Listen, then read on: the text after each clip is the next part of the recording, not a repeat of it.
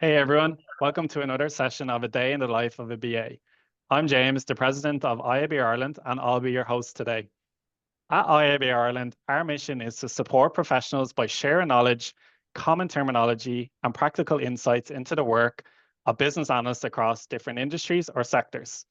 And this is what this series is about, to give you the chance to hear directly from BA professionals about their typical day. Each month, we're inviting a BA professional to share their personal journey, highlighting the approaches they take, the technologies they rely on, the tasks that they do, or the tools and techniques that they use, and maybe some challenges and successes that they have encountered within their industry. So whether you're considering a career in business analysis, already working alongside another business analyst, or simply looking to deepen your understanding of the role, today's session is designed to give you that clarity, confidence, and a shared language for working effectively with BAs. And today, I'm delighted to be joined by Thea, a business analyst who has worked in the nuclear power sector, which is really interesting. Thea will be talking about her day in the life when she was working within this sector and sharing practical insights from her own experience. Please feel free to turn on your cameras and interact with Thea throughout. And throughout the session, if you have any questions, Thea will be happy to answer, or you can drop them into the Q&A tab or to the chat. So without further ado, Thea, it's over to you. All right. Thank you, James. Welcome, everyone. I became a BA in the nuclear power industry for a nuclear power plant. And I had been a BA for probably 8 years before that. So I knew how to be a BA. I knew how to identify current state, map processes, and work with stakeholders. And I thought this will be easy. But there are things in the nuclear power industry that you need to be aware of so that they're not such a surprise and so you can make considerations for them. One of the things is whenever you first go on site at a nuclear power plant, at least in the United States, you've got to go through some security. And I mean, my brain knew that, but I didn't think about people holding guns like this and dogs around my car and, things like that.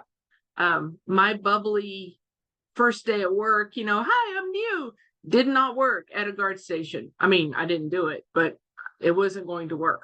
So, you have to go through several layers of security just to get on site. And this is after an extensive background check and being badged and everything else. They even check your credit. Whenever you're working on a nuclear power plant, there's a couple of other things that you've got to be aware of just for how to behave. First of all, staying calm is really important because if you're bubbly, bouncy, excited, it can be mistaken as panicked or not okay. And so there are guards walking around all the time, and every single person that works there is having to observe and report. So because it's our job to be sure that everybody's safe, and if somebody's acting erratically, it's not necessarily a good thing. So you have to monitor your own behavior and monitor those around you as well. Another thing that you need to be aware of is you can't walk just anywhere you want. For instance, whenever I was first arrived, I was told to go to a specific parking lot, park in a specific slot, and follow the pathways. And the pathways are marked with yellow paint, and you have to walk the pathways. You can't just cut across the parking lot. They want things predictable. You got to go to the specific door. You can't go to any door. You've got to prox in using your card, your ID card, your badge, so that they know when you came in, whenever you left.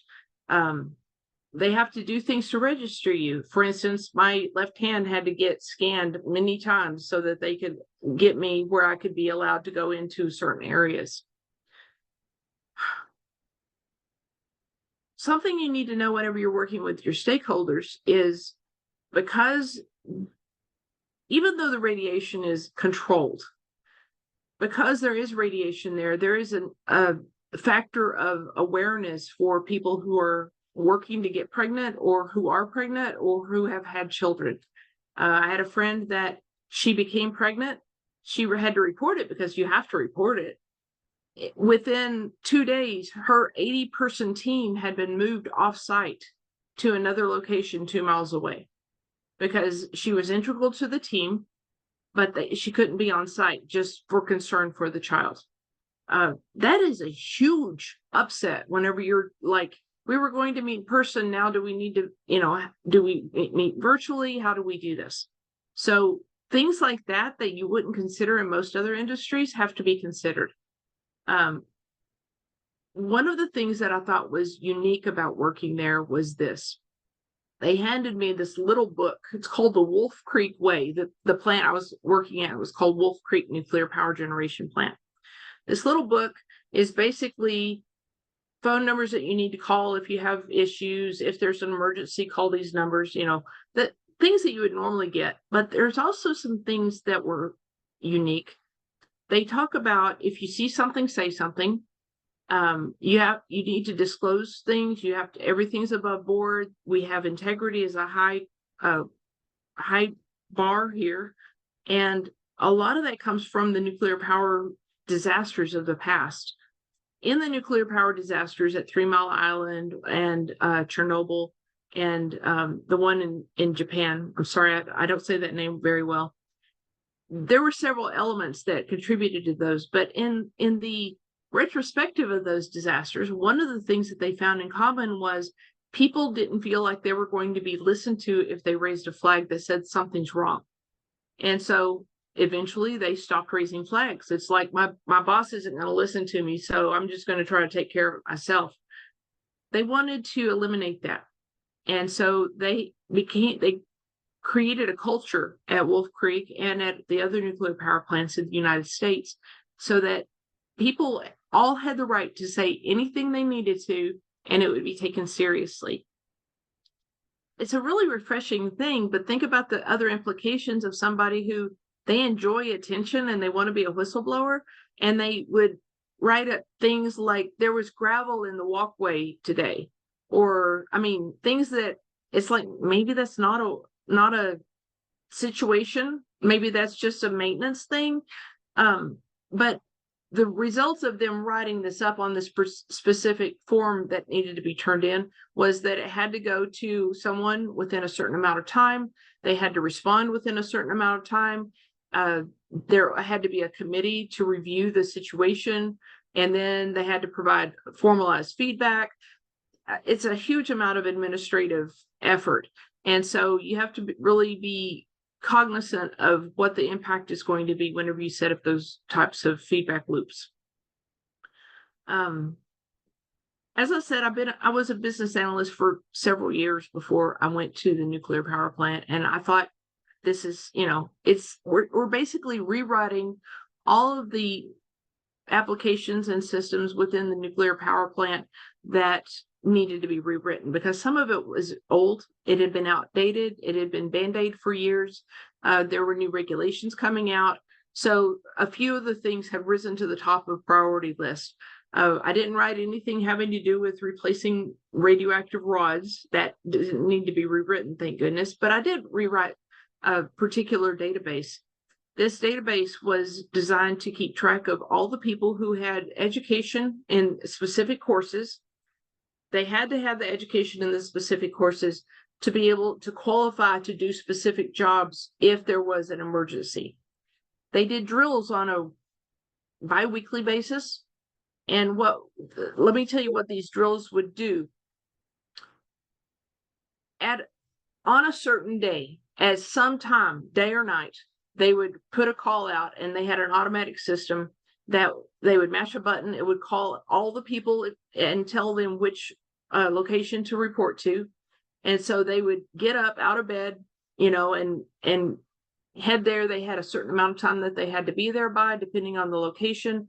They all had to live within, I think, 5 miles of the location. So where you live was mandated by working here as well. They had to arrive. They had to check in with the officer on charge. They were given their assignment. They had to go accomplish their assignment. If it was a drill or if it wasn't a drill, but especially when it was a drill, there was a bank of people there monitoring them. They had to do their assignment the way they're supposed to. They had to do it according to the regulations and rules and training. They had to provide the deliverables. They had to turn in the deliverables. Then there was a review of the drill to be sure it went well. So these drills had to happen on a very regular basis, and the right people had to respond. So the database that I was responsible for creating a new system for contained all of that information. Who had which training, when they were on duty, who their second was. There had to be another system for, I can't be here this week, somebody else is going to take over for me. And then it had to go up through both sets of management for both people to be sure that they knew that they were going to be on call. It was extremely complex. And I asked the question, I said, so what happens if we don't do a great job at this? And the lady looked at me and she said, people can die. Lots of people can die. And if it's just a drill and we don't do a great job and, people aren't called or whatever, the regulatory folks that are monitoring this will say they're not taking this seriously. They will double down on all of the exams and all of the checks that we have at our facility for probably 2 years. We've seen it at other facilities before. We've never had it. We don't want to cause that pain to our people. And I wasn't proposing that we don't do a great job. I wanted to know what the impact was. This was one of the first times that I ever worked at a place that if I, as a BA, don't do a perfect job, people could die. It made me really think much more deeply about how I was going to create this deliverable, who I needed to talk to. Previously I'd worked at a greeting card manufacturer. People weren't going to die. This place, people could die. I'm going to stop now and ask you to come on camera and ask if you have any questions.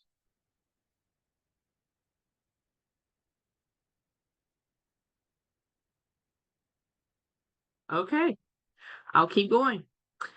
The regulations that we had to deal with in nuclear, there are probably 20 different agencies. There are agencies that work on where the nuclear rods are kept, how they're transported, the impact to the environment, the impact to just the fish. Of course, there's always a lake at a nuclear power plant because you have to have water. There are people that are responsible for things like contacting the local news outlets to give public information every time that there's an issue. There's regulations around that as well. So you can imagine that as a business analyst, even if I was working on just a database or just a list of what's in the current library, I had to consider what agencies do I need to conform this deliverable to their directives? Are there special fields that I need to add that I wouldn't have normally added? So I had to do a lot of investigation. Fortunately, I had a fantastic project manager who had been there for probably 6 years whenever I arrived, and she was able to give me good direction. And then, of course, I verified. Nuclear power is very much like any other business that you're working in IT. There are stakeholders, there are systems, there's processes, and all of them work together to achieve the goals of the organization. But with nuclear, you have the additional regulations, you have the additional potential danger, and then you have the behaviors that you have to conform to so that you don't become a problem. They have to be very, very careful as to how they hire people, who they hire, the characteristics of the person that they hire. I was there for a little over a year, and I am in awe of some of the stresses that some of those folks go under. One thing that I haven't mentioned is the changing of the rods or the refueling. Periodically, you're going to have a refueling session, and that means that they're going to bring a special team in. They're going to shut down the plant. They're going to remove the spent rods, the radioactive rods, and they're going to put in new rods. As I said, there's a special team. They actually go from plant to plant doing this because they're trained, they're experienced, and they have been cleared. While that's happening, almost everybody in the plant has a different job. So the person that was the owner of the database that I was working on, she switched over to a totally different responsibility, as well as everyone in the plant. They switch over to a different responsibility during the refueling sessions. The refueling sessions, from my recollection, I think it took 3 days. And I may be wrong, and it may take different amounts of time at different plants. But while they're in their different job, they're not available to you. It doesn't matter if they're sitting at their desk. They're not available to you. They have a different job. They can't answer your questions. They won't come to your meetings. So you really have to be aware of when refueling happens. We were fortunate enough that our plant manager sent a thing out and gave us a video that we could watch live while they were doing the refueling, so we could see what was happening, because we're never going to be in that room. Going to work and having that tower rising up above you, it's a little intimidating. It kind of makes you nervous, but it provides. That was the only nuclear power plant in the state of Kansas in the United States, and it provided, I think, a third of the power for that entire region. That particular power company, also had 2 other types of facilities that provided energy, and I think now they have 3 different types of facilities beyond nuclear. So it doesn't matter what the situation was, we were able to do business analysis. And we were able to, I was one of the first business analysts in that organization. And so I was able to teach them the value of business analysis through the different experiences that we had with each other. Okay, I'm going to open it up for questions. Comments?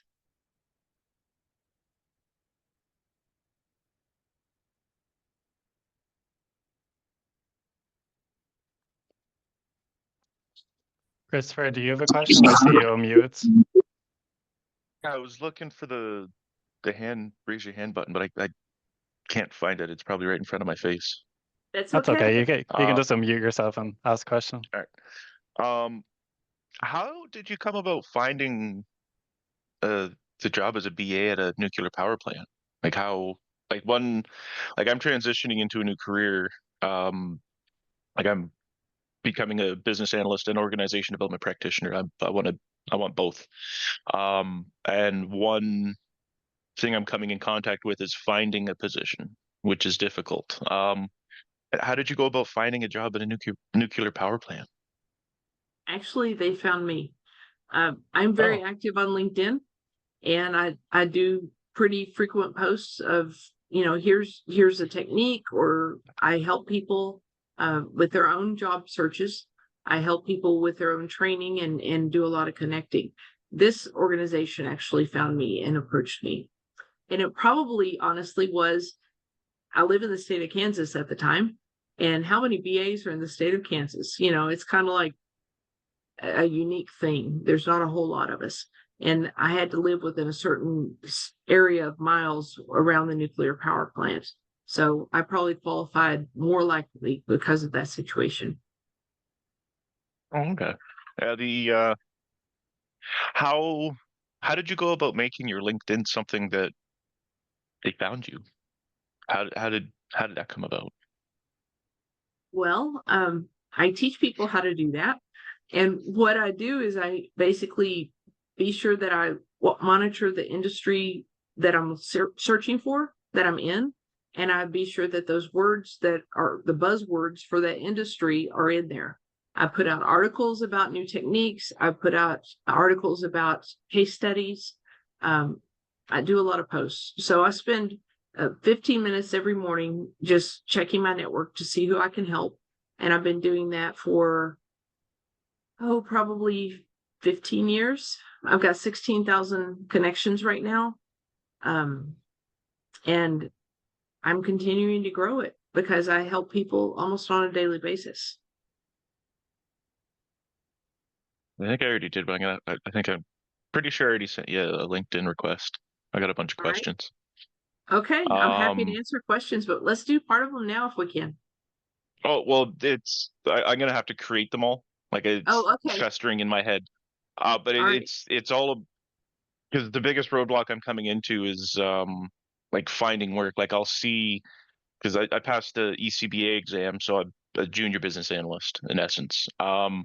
So finding employment for somebody looking for a new BA is difficult. I've seen a lot looking for like 10, 15 years experience. They're looking for senior business analysts. Like I'm not there yet, but if you'd hire me as a junior business analyst, it wouldn't take me long because like it's like I'm also currently in school completing a master's of business ministry or completing an MBA in business analytics leadership. Oh, Um, so like it's not like I'm not trying. sure, But sure. it's it's difficult applying and then just hearing nothing. I, So I think I hear that. if I'm able to get my LinkedIn somehow set up so that way I'm visible and possible employers can search for me. Because like you were talking about how you went through all these security checks and whatnot. Like I've been an employee of Brinks Canada, the Hamilton, Ontario branch since 2008. So like it's security checks and protocols and procedures and don't do these things like you're talking about how like when you go in there like you don't act in a certain manner. That's a common practice. I mean, like there's a time and a place, and that's not the time nor the place. Right. Um, so I don't have um a set field that I'm looking in. But I've put my mind to something like government related, high security because of what my background is. I mean, as a Brinks employee, it doesn't really uh, set you up for different careers, but it does set you up in the sense of like the responsibility of what we do and like as far as transporting the liability or the money or the valuables that people pay us to move around. Excuse Right. me. And then having a firearm and blah blah blah, all the things. So it puts you up there. So like I'm looking for something. Ultimately, I'm looking for whatever I can find as a junior business analyst because I need to get the experience because that's just what I need. But I'm Okay. looking specifically in these high security areas, like such as like airports, government, different high level things that I in a sense qualify for if I can get the chance. So Okay. So I've got some advice for you real quick. If I of were course. giving you the top three things that I would do if I were you, uh, is there a LinkedIn group for Brinks associates? Um there is, but it's not it, it's employees that just talk about the company and things they don't like. Okay, that's not what you want. Okay, so here's what I'm going to suggest. Find an organization that has people that are this far from having a security clearance. Mhm. People that you qualify. And so when people are looking for, I need somebody with these skills that can get a security clearance, they know that organization is available to them to look for you at. Also find associations that are in the field that you're looking for. With data analytics is a huge thing right now. Business analysis with data analytics is going to give you a lot of a leg up over just business analysis. Sorry, guys, my lunch has been arriving. Thank you, dear. Oh, no worries. So, and then find associations that have some similar interests with you. I always think the IIBA chapters are a great place to start because people typically will hire relationships over a piece of paper. So you create Yes. relationships by being in those groups and being active in those groups. And if you can volunteer or get into a leadership position, not necessarily president, but I am on the board of directors as a board member at large for the IIBA chapter in my area. that gives you credibility that you didn't have before, possibly. And so being a volunteer or being on the board of directors for an IIBA chapter is something you can put on your LinkedIn profile, something you put on your resume, but you do need to earn the privilege of staying there, not just getting it and then saying, okay, I'm not participating any longer. I lead a chapter in the Tampa Bay area in United States. The folks that are on my board that I've worked with, that I've watched work, I'm easily able to recommend them to recruiters whenever they call and they say, I'm looking for somebody with these skills. It's like, well, I've got these 2 people and I know that they're looking for a position. Let me make introductions. So I do that all the time, but it's because I've created relationships with them and I've watched the way that they work. If people don't know the way that you work, they don't know your integrity and your character and your abilities and your strengths, they can't recommend you. But if they do, they can. So getting involved in those organizations is probably the strongest thing you can do to set yourself up for success. Also, you said you're in school. Okay. Your school has associations. Your school has a staffing, job placement thing. Go talk to them before you need it and see, start creating those relationships, because they're going to say, you know what, Chris was in here and he has the skills you're looking for and he's not going to be ready until next month, but you can start talking to him now. Let them know who you are. And of course, there's every single person that you work with, that you've worked with in the past, reach out to them and say, hey, I'm looking to grow my career. I'm hoping to do something in this area or these areas. If you hear of anything or if you have any recommendations, I'd love to hear it. People can't help you if they don't know about it, if they don't know what your needs are. One of the things I've done in my past that I shot myself in the foot was I didn't keep track of people's names that I worked with. I was a contractor and I would leave a job and I'd go to the next job. And years later, I'd go, what was the name of that developer? What was the name of that QA guy? It's like, I know that if I reached out to them, they had this connection. I don't remember their names. I'm never going to get their names again because I didn't keep track of them. So keep track of all your successes, keep track of all your contacts, make relationships with them, not necessarily for your benefit. I spend a lot of time helping people that it doesn't give me any benefit. It's my job to help people. But if you can't create the relationship and keep track with them, you can't help them. That's true. Did that answer your question, Chris? You did. I'm just looking for you on LinkedIn right now. That's why I join as many. I sent you a request. Very good. I join all the webinars that I can, like through IIBA has chapters everywhere in the world, and I join them all. And I tell my story of what it is I'm doing. I mean, there's a whole lot more to the story, but that's what I'm looking to do is more important than the rest of the story. But it's I also plan on returning to university after the MBA and obtaining a PhD in well, you're from the States. Have you heard of Southern California University? Yes. Yeah, that's where I was speaking with them this last week because my professor for one of my current courses, I was telling him what my plan is and what university had piqued my interest the most so far, and it was Capella University in Minneapolis, Minnesota. Because it's going to be all done online. Obviously, I can't be in Canada and then all of a sudden go to the U.S. It's and he suggested I take a look at that program and at Southern California University or California Southern University. I think it's CSU. SCU. I can't remember. It's one of the two. Anyhow, the way their program runs is I would actually end up with a second master's degree in psychology just because of how their PhD in industrial organizational psychology works. And the path would actually start with a certification in industrial organizational psychology, which would, by the time I finished that through research and completing it, I would actually have I would have something that I can show that, hey, I'm a subject matter expert in something. Okay. The only thing about that, I would have to complete a bachelor's of science in general psychology. Where the heck is it? Oh, right here.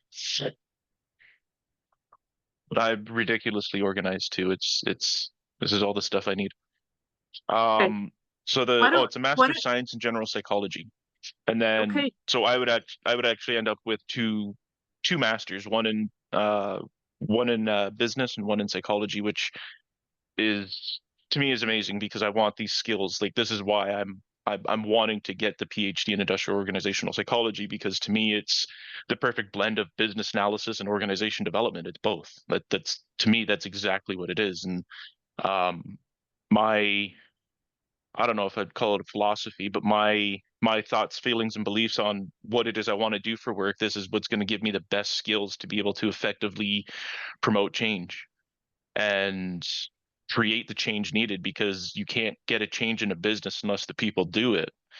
And it's not a matter of manipulating the people, it's teaching the people what and how to do the things. Like not necessarily teaching people how to do their jobs, because if you have people that are 30-year coders, I'm not going to be able to teach them what to do with like SQL and R and Python. Like that's not, but it's Right. creating the vision and showing them the path on how to do it, and then being that middle person. It's like, okay, let's do all these things, kind of like in the sense of like a scrum master, and how they are the middle person that coordinates everything and then sets the bar for, okay, let's do these things. Okay, we've done these things. They set up the sprint, and then they do a sprint review, and then okay, what can we do Right. different? Did this work? So it's Chris, why don't you set up some time with me and we can talk about this together? Yes. Okay. All right. Okay. So does anyone have any other questions about nuclear power or the industry or being a BA in that field? Hi, Thea. Hi, So nice Masha. to I'm just interested on knowing how do your project power.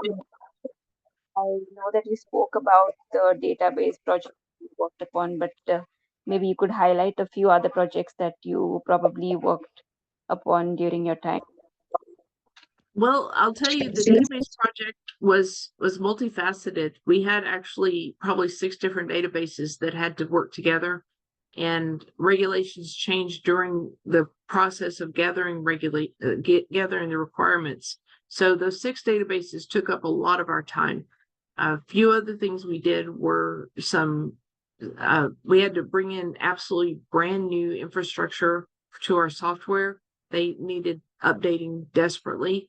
So we had to do a lot of back end system updates at the same time. So I had to coordinate with our developers and our architects to update the available applications while we were getting the requirements for the different databases and how it was going to integrate with things like the one call system, and they were adding GPS to people's badges so we could find where people were. There were just quite a number of other applications and projects that we worked on, and we kind of worked on them all at once because we had some things that we wanted to launch all together. So we had to work on them all together, work around all of the refueling schedule, as well as if anyone was on vacation or whatever. Does that answer your question, Masha? Yes, Okay. the other thing I wanted to ask is there a specific technique that you guys use while talking to your stakeholders, or it's just like an interview format or a brainstorming session? How does it work in the nuclear? Well, to be honest, there's not a lot of brainstorming that goes on. Everything is so cut and dry. There's not a lot of, hey, we could do it this way. It was we have to do it this way according to regulation. And to get to that point, we have to take these steps. I did a lot of interviews, but I also did a lot of process maps online so that they could see exactly what I was recording as they would tell me this has to happen, then this has to happen, and there's a decision point here. And I would lay it out graphically so that they could see that I was listening that I understood, and they could make corrections if we needed to. And once we got current state mapped, we would go back and say, what has to change for future state? And I created a copy of the current state and created a transition map. So it's like, these things are going to change. This thing is going to be moved here. And then I created the future state map so we could all agree that this is what's going to change, as well as this is what's our target is going to be. Thank you so much, Ron. Welcome. Thank you for your question.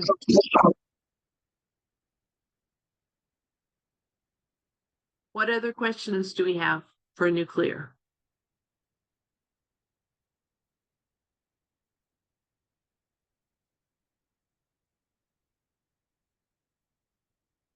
Let me tell you that the number of nuclear power plants is finite, and the number of projects that they have within each one is very controlled.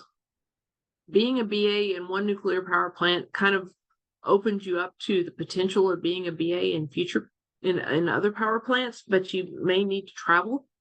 You may need to live locally. The security clearance that you get as a person that is allowed to come on site and access, rooms A through F, but not G through X. That puts you in a really good place to potentially get jobs at other power plants. However, you've got to be at the right place in the right time. You've got to network. You've got to make friends with other people that are working in other plants, if that's what you want to do. One job that I discovered while I was there is those folks that go around and they are responsible for replacing the spent rods with charged rods. They make very good money. And I thought at that time, if I were younger, if I wanted to travel more, I would go and get the training for that, because there aren't a lot of people that can do that. It's a very small group. So that in itself is a very physical business analysis process. You've got to step in the right place. I mean, it's a dance that you've got to do, but going through the requirements and going through the training to get there is a whole nother process in business analysis. What I loved about working there was it was the first place I worked at that they had a focus on open communication and high integrity. It wasn't the corporate environment that I had been used to, where you don't question what your boss says about, this is what we're going to do. You don't say, why are we going to do that? And so it kind of opened my eyes to, I should be doing this more often. People can ask questions. People can make mistakes and come up and say, I didn't put that where I needed to put that. Or, I thought I had saved that file and it didn't get saved. You could say that there, and there was no condemnation. One of the other things I really liked about that place was it was one of the very first places I worked at that it was okay to say, I need help. Say the project is in yellow status or it's in red status. And all that meant at that organization was, we will come alongside to help you. We will get you resources. We'll come together to figure out what needs to be what needs to be done. Instead of what I'd seen previously, it's in yellow status. Oh, you're going to lose your job. Oh, you're in trouble.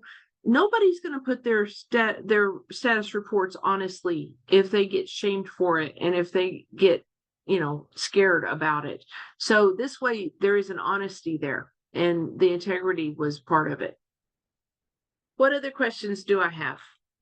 Let's see, I have a new message down here. James says loves the dance. Well, James does love to dance, and he's very, very good at it. But I want to tell you that the dance of being a business analyst at a nuclear power plant is a little bit different than the dance of being a business analyst somewhere else. I did talk about you've got to be more calm. You've got to be, you can't go outside the lines. You don't do things that are unexpected physically or verbally. You keep your word. It's a little bit different, but at the same time, it set me up for success. My the reason I left that job eventually was I was offered a job at KPMG. KPMG is one of the big four in the world, and it was something I wanted to get on my resume, because it's like I have achieved this level. So I worked at KPMG for a while as well.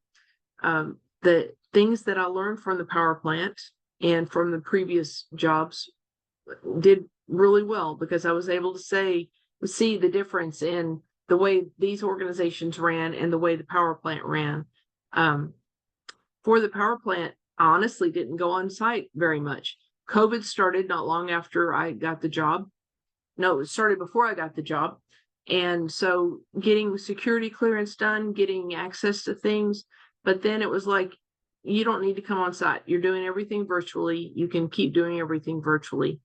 And we weren't subject to the rules that said we had to be within an hour of the power plant at that point. And so I didn't stay in that area. I moved to a different part of the country. But typically, you did have to be within an hour of the plant, regardless of your role. And if you were one of the people that were involved in the drills, you had to be within 20 minutes because you had to respond to the drills. I've had people tell me that responding to the drills like that seems like it's invading in your own personal time, but it's part of your agreement whenever you take that job.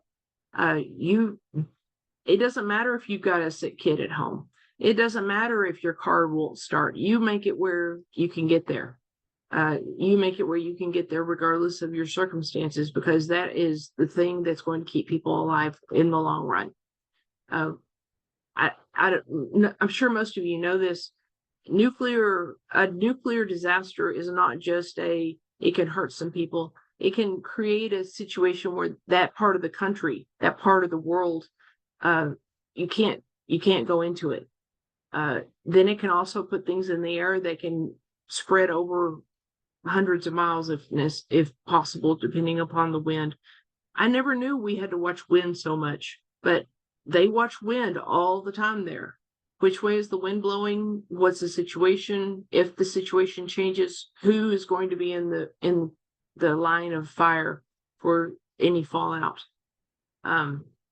There was one situation that happened while I was there that the temperature got to be too high in one area, and they found out that they had water, something blocking the water that was coming into the plant. But they have alarms and alerts set up so that before anything bad happens, they know to go check. So that was reassuring whenever I found that out. What other questions do I have about working on a nuclear power plant?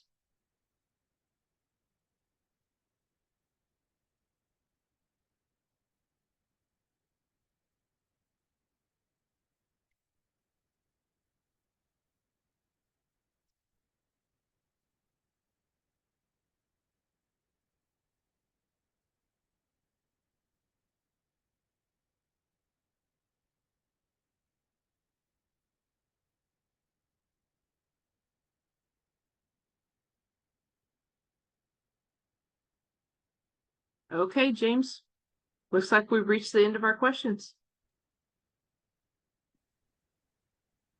Yeah, I think so. If anyone does have a question, please feel free to unmute yourself. But if not, we can leave it there. But thanks to you so much for taking the time to share your experiences in nuclear power. It was really, really interesting. And it's really important that you were talking about like the BA dance, that it's completely different to other industries. So it's more focused on I suppose you don't really kind of get a say as to challenge the why or to diplomatically challenge requirements. You have to do it based off the regulation, which is really important. We've seen regulation kind of come up as a recurring theme across this day in the life of a BA, which is really important as a BA because you need to understand the regulation, but also how the regulation impacts that particular sector or domain that you're working in. So it's really, really interesting to hear you talk about in that aspect. I'll open again to questions because we do have 15 minutes left. Does anyone have a question for Thea or would like to ask Thea a particular question?